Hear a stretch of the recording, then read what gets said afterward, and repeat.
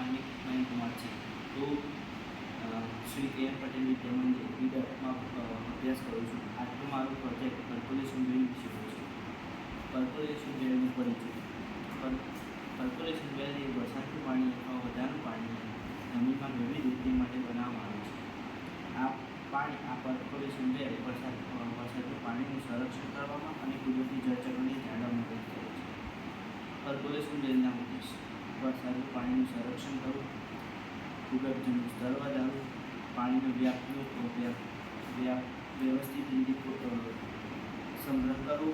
પછી પર્કોલેશન વેલ એક એવી રચના છે જે પાણીનો વ્યવસ્થિત રીતે સંગ્રહ કરે છે। પર્કોલેશન વેલના લાભ: ભૂગર્ભજળનું વિચાર એ પર્કોલેશન વેલ વરસાદનું પાણીનું શુદ્ધિકરણ કરીને ભૂગર્ભજળમાં સંગ્રહ કરે છે। પૂરનું નિયંત્રણ: ઠેર ઠેર પાણી ભરાઈ જાય છે તે પાણીને શુદ્ધિકરણ કરીને ભૂગર્ભજળમાં ઉતારે છે।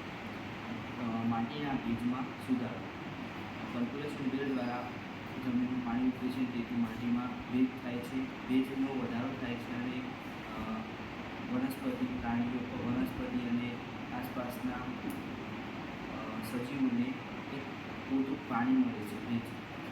પછી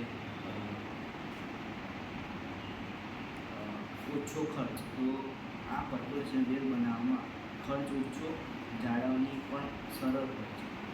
આમાં બસ ફિલ્ટરને ક્લીન કરવાનું હોય છે। હું પર્કોલેશન વેલનું પ્રેક્ટિકલ કરીને બતાવી રહ્યો છું। આ ફિલ્ટર 1, આ ફિલ્ટર 2 અને આ પર્કોલેશન વેલ। આમાં મોટો કચરો ભરાઈ જાય, આમાં થોડું ઝીણવટ ભર્યો કચરો ભરાઈ જાય અને આપણા પર્કોલેશન વેલ જે ભૂગર્ભજળમાં પાણીનો સંગ્રહ કરે છે।